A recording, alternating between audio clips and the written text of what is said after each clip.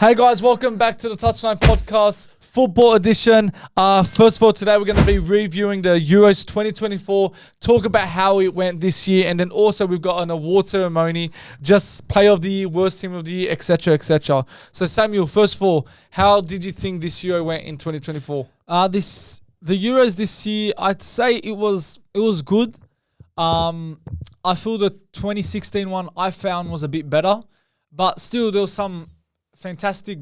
You know what? Actually, there was not a lot of big goals. Actually, like some crazy goals. You had the Bellingham, the Shaqiri, but usually when you go to these tournaments of World Cup, Euros, you always see a banger goal like every single game. Sorry, Yeah. I think there were not a lot of standout teams. I'd say Spain, of course, they're the winners. They were standouts. Germany were a good, solid team. And then you have the Netherlands, and I think that's pretty much it. I don't think France were good, Portugal. And you look at a lot of big plays, unfortunately didn't really show up this year. You had big players. Yeah, Ronaldo was poor, Mbappe was poor. Kane wasn't his best. So yeah, it was a strange one. It was a strange Euros, and usually these players step up on the occasion. You look at Kane in his previous World Cup, smashing it, Ronaldo. But this year felt different. There was a lot of own goals. And yeah, I feel because of there weren't a lot of successful teams, a lot of teams that were proving that they could be the big dogs.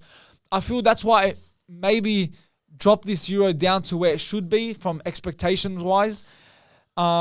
I think the likes of France were playing better. You have Belgium or Netherlands stepping up a bit more. It would have been, I think Netherlands stepped up this year. I think they've been much better. Like I'm just saying teams. I mentioned earlier, Netherlands were one of the top 3 best teams. And Belgium just, again, it's just such a great team, just like England, and just still they're not making it as far where they should be with De Bruyne, Lukaku missing lots of chances this Euros. And you start to see is like De Bruyne, he's a fantastic player. What he's achieved in the last 10 years, especially at Man City, not so international level. And maybe you start to see maybe De Bruyne's time is slowly coming away. I think he should consider retiring from Belgium. I think maybe one more World Cup, give it a go. But after that, I think you start to question. And you look at a few fans saying, "Oh, you can't blame De Bruyne with the defense they have." But for me, you can't think like that. It's a team performance, and De Bruyne, your big player, he should be there to step up. He's had a few moments where he stepped up, but when it truly matters, he seems to be fading away. Yeah, and again, we mentioned about the big players, the big teams not stepping up, and that's why I feel this Euros hasn't been the best to how it could have been. So it's all over now. Spain end up beating England 2-1. Let's talk about that final. England had a lot of good chances. They were, better than they were in previous games. Luckily you could say they made it. They weren't the best at all this year, and you started to feel like the year they don't play well, they'll actually go and win it, but they fell short. The last minute chance from England where it was cleared out by Olmo. Yeah, so England had the chances to win it, but Spain, they're more controlled. They know how to play around the ball. And again, just like how they beat Germany, it's that killer instinct. They know how to finish their chances. Everyone caught it. So when Spain versus Germany, one of those teams, whoever won, were going to the final and to win it. Yeah. And that's what happened. Spain beat Germany, went to the final. And you can't say, but it's truly deserved. They've been outstanding this tournament from the group stages to the quarterfinals, being in Germany, France, England. They've had the hardest journey to the Euro finals. And you start to consider like Spain, maybe their time is coming back again. You look at back in the days when they won the Euros, when they won the World Cup, it was sort of their patch. Now it's currently Argentina, now them winning the Copa America. You look at it, they won the Copa America in 2020. Yeah. Then they won the Finalisima. I'm not sure how to pronounce it, but it's something around that where the winner of the Copa America versus the winner of the Euros, they won that. They won the World Cup. Now they've won another Copa America, and they could potentially win another trophy against Spain when they meet next year. So, yeah, Spain, I think it's between Spain and Argentina next year. I think if you look at the World Cup heading into in 2026, I think it's between, I think Germany are favourites. Spain are definitely favourites after those performances. Argentina, I think they are the favourites, of course, to win it once again, go back to back. But yeah, it's been, like you said, we've said it multiple times, that it's been a decent Euros. Lots of talk back. I think group stages has been, I don't know why, but was better than knockout finals for some reason. I don't know if you see it this way. I just feel finals, the knockout rounds, like Switzerland, they beat, what's it called, in the round of 16. They beat Who'd they beat to go into the quarterfinals? Anyways, it was a big win against, I think, a big team. But yeah, Italy, that's right. And you look at Switzerland, I think they're a team I think they have overperformed once again. You look at Hungary, I think they underperform. But you look at Switzerland, once again, you look at the World Cup in 2018, they beat France into the what's it called? No, I think it was the Euros. So not 2018, 2020. That's right. They beat France in the the penalties. So Switzerland do have a good team, and I think it's just a matter of time that maybe one day they can reach a final, just like what Denmark did in the Euros in the semis. Yeah, well, look, let's start off with our awards for this Euros tournament in 2024. First of all, player of the tournament. Who'd you go for? Well, I think there's a few options there. Rodri got officially the player of in the Euros. Yamal got the young player award, but I'm going for Danny Olmo. I can't pronounce his last name always, but he's been phenomenal, man. Like he didn't start the Euros. He was always on the bench. He came on, but every time he came onto the field, playing 30 minutes, 20 minutes, whatever, he contributes to the team. He either scores or he assists, but it was that Germany game where he came off due to an injury from Pedri. And from that on, he started every game, and he's just dominated the midfield, scoring goals, assisting. He's a fantastic player. And I wouldn't be surprised if after this Euros, once everyone goes back to their clubs, some big club will sign him. He's a fantastic player. Yeah, I was in between him. He's been exceptional for Spain. Very good player at club level as well. Look, I went Lamine Yamal. Now, the reason why I said this, first of all, he's 16 years old. And second of all, in all these in these knockout stages, starting from Georgia, he's either got a goal or assist, and his assist against Germany was a massive assist. It led to almost scoring the goal. That broke the deadlock, and that gave Spain the confidence they needed. And a good goal against Germany. And a good goal. He scored in Germany. Yeah, he did Germany. No, he didn't. He got the assist for Olmo. No, and he did score. Wait, so No, he did score. Oh, so he's the one that scored. To the bottom right. Oh, it was him that Bottom scored. left. Okay, sorry, he scored that one. Yeah. So regardless, he's either scoring, assisting in big moments, and to that stage, he led all the way to the final and still continued to do that. And if it wasn't for him, you'd start to question: would Spain go past Germany? Would Spain go past France? Like he was there in the big moments. The big moments, and I think he's one of the reasons why they have gone to the finals and won it. So I'm going Lamine Yamal. Who would the worst team of the tournament go to? Now, look, there's so many you could call. Belgium, Italy. Oh, I forgot about Italy. And despite these teams going further than the rest, it's because of their expectations that you start to question, are they the worst team? And personally, for me, I've won Italy. They were atrocious, very bad, luckily to escape a win against Albania, 2-1 in the first game. So they weren't the best at all. And then that performance against Switzerland was terrible. Donnarumma keeping them alive in many, many games. So, yeah, Italy have been, they struggled to make the 2022 World Cup. Yeah, yes. 2018 World Cup. So they're struggling, and they missed the 2020. No, sorry, they won the Euros. But my point is they're missing a lot of big tournaments, and you can't be considered a big team if you're not consistently making these tournaments. And Italy were a disappointment. I think I expected a bit more better because, winning the Euros, the defending champions, you want to have some pride heading into the competition, but they showed none of that. So, yeah, I'm going Italy, worst team of the tournament. Well, I've had two options, but I'm, of course, choosing one. Like, if England... I think England is up there. Yes, they made it finals, but if you look at overall how they played, they were so bad. Their performances was not to the level where they should be. We've spoken on many times, but because of them making the finals, I'm not going to put them. You mentioned in Italy, I full forgot about them, what a bad tournament it's been, but I'm going for Croatia. Oh, yeah. I think a team where they've been in Europe for the last, say, 6-8 years, making the 2018 World Cup, then in the Euros back in England, they went pretty far. And then the recent World Cup, they made the semi-finals. So for them to fall that bad into the Euros this year, I know you're not going to be perfect every tournament. And this was unfortunately a tournament where they crumbled really badly.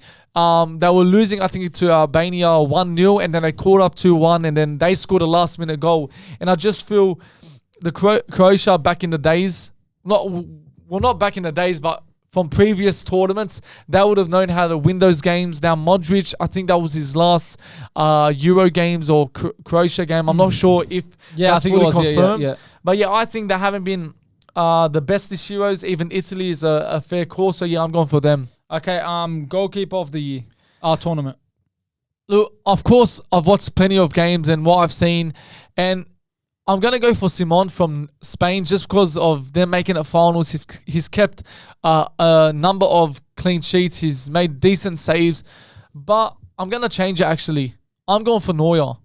Neuer was good. Just because he's put, like, I think, again, this is his last time for Germany. He won't be playing for international duties anymore. But his performances, that was like the old Neuer, like prime Neuer.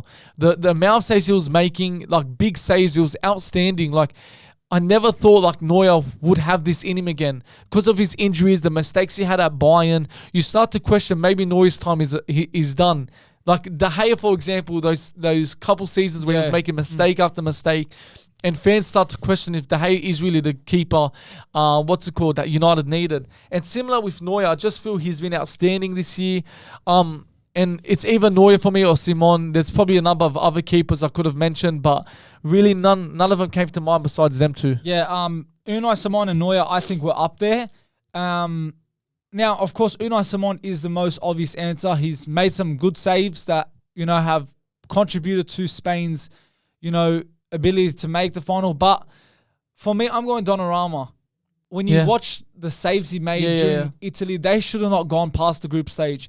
He handedly carried them all the way, at least as I said, to the round 16, to the knockout stages. And they should have not gone through, but he did. Massive saves, huge saves, some saves that you ask yourself, how has he made this save? And yeah, I know they didn't go that far, and people might be wondering now, like, how have you put him your goalkeeper of the tournament? But yeah, man, he's made some big saves. And throughout this tournament, even when Italy were in the tournament, we were talking about how good he's been. He's been outstanding. So yeah, look, Unai Simon is a very good keeper. If it's not wrong to put him, I would have probably put him, but I think I got to go Donnarumma. Who would your defender of the year be? Oh, defender of the tournament. Now, between Danny Carvajal or Mark Guehi from, if that's how you pronounce it, from England, kept many clean sheets. One of the reasons, why they kept the clean sheets, I remember he made a crucial block against one of the teams. I can't remember. Yeah, he did. Was it Germany? He made a mistake and he traced back to make fix up his mistake, and he blocked the shot, in which could have been a goal. I think it was Denmark. You're talking about England, sorry. England, yeah. Denmark. Danny Carvajal, exceptional. He had a fantastic tournament. Got the red card against Germany, but for a good reason, trying to help his team. And we've never really watched him properly, and he looked good. He looked good on that game, and he's won the the Euros. He's won the Champions League. So this year in general has been such a good year for him. And look, I'm going to go him just for the fact that they won the tournament. So it's only right, and he's had a fantastic season. Look, I'm going for the English centre-back, Mark Guehi, however you pronounce it. I think France defenders have a shout. Yeah, you got Koundé, Saliba. Yeah. I think they've kept the most clean sheets, I'm pretty sure. Like during their group stage or including the round 16, they hadn't conceded a goal. So yeah, they have a massive shout and a massive chance of one of their players getting defender of the tournament. But I'm going for the centre-back from England. I just feel watching him, he really stood out to me. And lots of big clubs from England, Arsenal, United, Liverpool, all linked with him. And you can see why they're linked with him. And periods back then where we've been linked with him, I'd start to question Arteta, why are we getting him? Like, he's just a normal average centre-back. But after that Euros, I know it's just Euro tournaments and it's completely different sort of pace compared to the Premier League. But yeah, he looks like a really good centre-back. He'll develop. He's still young. And yeah, I think he deserves that Defender of the Tournament award.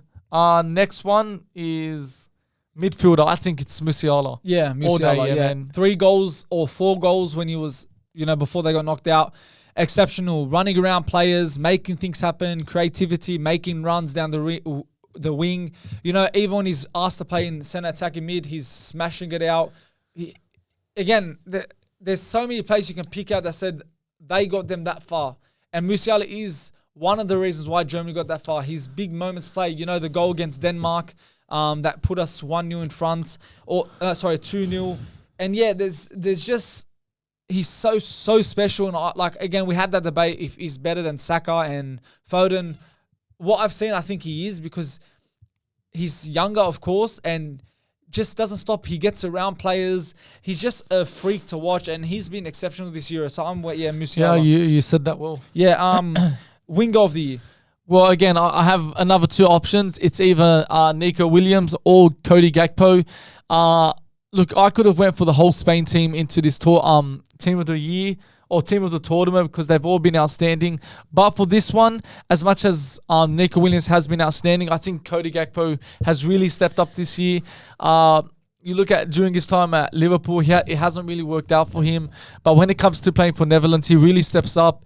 And this is the best I've seen from Cody Gakpo. Scoring goals, using his pace, cutting in into the box, taking a shot. He's been really effective for Netherlands this year. And here's the reason why, for me, they've made it really far. And they made the semi-finals, was it? Yeah, they made it. England. Yeah, they made it to the semi-finals. And if it was their time to win a tournament, it would have been this year's, because it's been one of their best tournaments. Yes, they made a semi-final in the World Cup, but I feel this Euros was a much better and convincing tournament from Netherlands and Gakpo compared to the World Cup. So, yeah, Cody Gakpo, I think he deserves it. I went Christine Yamal.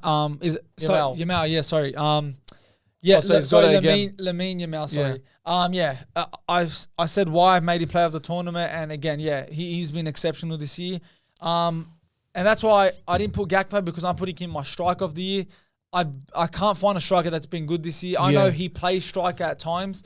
So I went Gakpo, finishing well, one of the top goal scorers of this Euro. Was none of the big strikers, great finishing. And Gakpo, if Arne Slot can get the best out of him, he can really have a big season for Liverpool, because we still haven't seen that best of Gakpo, that side of him, we saw before he moved to Liverpool. So, Gakpo has had a wonderful tournament, and I feel Netherlands heading into the World Cup in 2 more years, Netherlands looking good. I think just fix a few things and just breaking that. I feel it gets to a stage where a team can't go further because of the better teams they have. They just got to get better as a team. Maybe get in players they missed out this year, bring them into the team. Because you see, 2014, they fell short semi-finals of the World Cup. 2022 World Cup, semi-finals again. 2018, don't know how far they went. But my point is, they're always going that far, but they can't make that extra edge. Even the 2010 World Cup final, they're always missing. They're always missing. And I think it comes due to the lack of trophies. When you verse like with Spain, they've won stuff. When you verse like with Argentina, they've won stuff. So they know how to get past those big moments. So Netherlands, there's positive signs. They're heading into the right direction. And I think, again, when they head into the 2026 World Cup, they're going to be ready. Well, you put Gakpo striker, and now I'm starting to question that maybe, of course, he didn't play striker during the tournament. So maybe I'll put Nico Williams winger of the year. I'll put Cody Gakpo striker of the year, because my initial striker was Kai Havertz, because I think during the group stage he was very, very good. Linker play was good. He kept working hard for the team. Scored a few goals. I think it was 3. So he's the only striker for me that I can think of that has performed, because like we've mentioned, Kane, Mbappe, Ronaldo, Lukaku, none of these strikers performed. So that's the reason why I did put Kai Havertz. But I think it makes sense that Cody Gakpo goes striker and Nico Williams deserves a spot to this team of the tournament. Yeah, well, that's a wrap up to football talk. Premier League is around the corner, and I also can't wait for the World Cup at 2026. That's the next big major tournament. That's always the biggest tournament in the world, most watched tournament in the world. And that's a wrap up to the Touchline Podcast, and we'll see you guys soon.